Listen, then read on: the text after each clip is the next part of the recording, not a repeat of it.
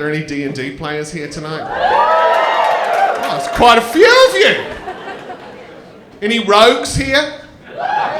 Terrible rogue.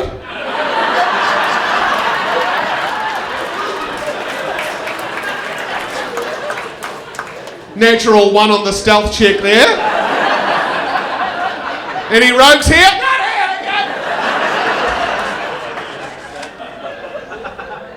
Any wizards here? Up the back where you should be? Hiding behind everybody else? Any rangers? Yep, just one. That's what I would expect.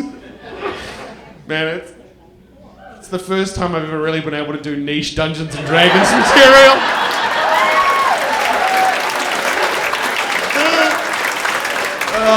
Dude, you're a Dragonborn, what class? Cleric? The worst. Clerics are the worst. In Dungeons and Dragons, clerics are the support class, and they have this ability that drives me fucking crazy called guidance. It is the fucking mansplaining of abilities in Dungeons and Dragons. Okay? None of us want guidance. If we want your guidance, Mr. Cleric, we will fucking ask, okay? We will turn to you and say, a little help, please. But no, you just walk up and put your hand on your shoulder and go, you might fuck this up, so I'm just gonna help. Who hurt me? A cleric. And then, and then he healed me against my will. So, I was like, I'm a half-orc, I can get back up on my own. This is very niche Dungeons and Dragons material now. In Dungeons and Dragons, if you ever manage to roll a 20 on that 20-sided dice, it's considered an automatic success, which is delusional. Like, I've literally had players roll a 20-sided dice and go, oh my god, I got a 20! What are the odds?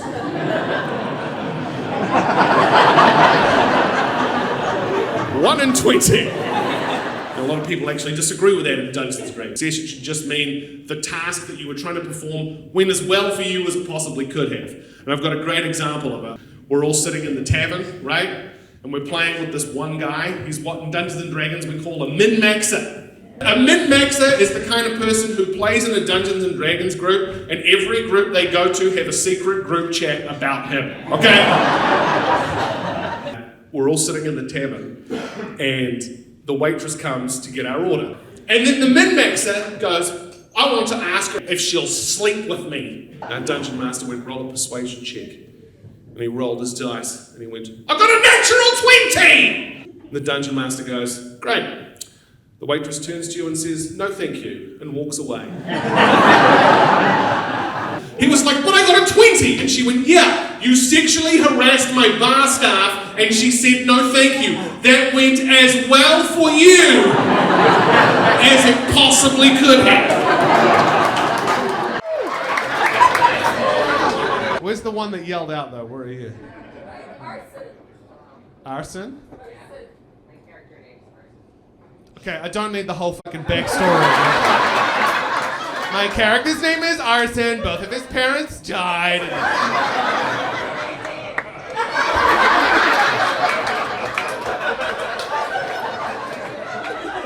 He's a tiefling rogue.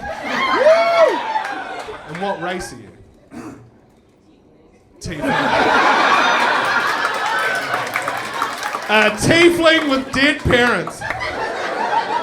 Also, I just realized that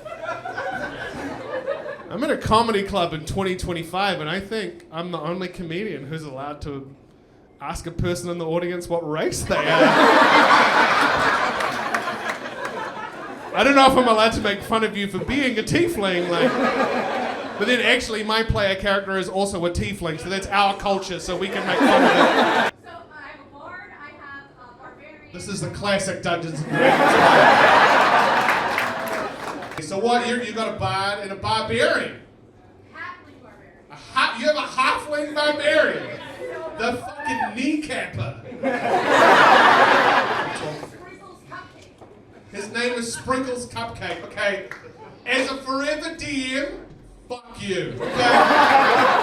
I've spent hours planning an amazing world. I've written pages of lore. I'm so excited to get my players in here. I've got Denethor, the dwarf who's fought through many hardships to finally be here. I've got Axar, the ranger, who's wandered out of the mountains and fucking sprinkles cupcake.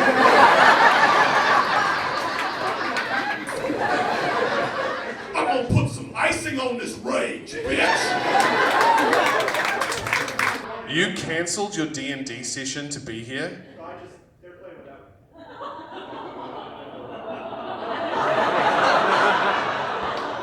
I hope that right now one of them is controlling your player character and they are drawing on his face with permanent marker. I hope when you return to the session next week, they're like, you're a sheep now, sorry.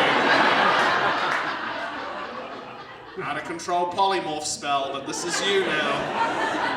If you'd been here, you could have stopped it, but for this entire session now, you're only allowed to communicate with Bar, and that's it.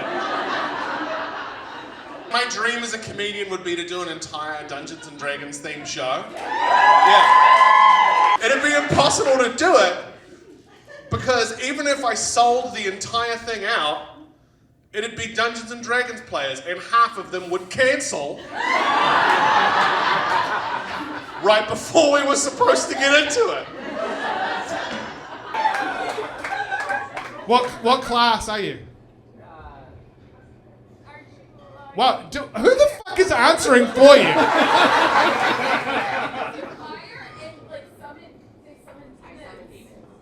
He can speak for himself. Okay, I guess we know who in the party is the bard. He can summon a demon wherever he goes. His parents died. If you're not a D&D player, this part of the show is not for you. I always like to think, like, who would you be in Lord of the Rings? And a bard would just be so sad. Because there'd be that scene where the fellowship come together and they'd be like, you have my sword, and my bow, and my axe, and I've got a pan float. By the way, I know there are some Americans here going, this joke is not for me, and I paid money to be here, but fuck you. If you're a Dungeons & Dragons player, you know right now, like, Dungeons & Dragons is in chaos because Wizards of the Coast has become like the people who publish Dungeons & Dragons have become like an evil corporation, and they have like a greedy CEO. And honestly, I feel like it's a bad time to be a greedy CEO. Because there is going to be a point where they are going to be the big bad in the corner, standing in front of a Dungeons & Dragons party begging for mercy. And what they don't realize is when it comes to these situations where Dungeons & Dragons parties fight to get to the evil CEO to take him down, and he goes, please don't kill me, what we usually wind up doing is turn to the barbarian and go, what do you think we should do with him?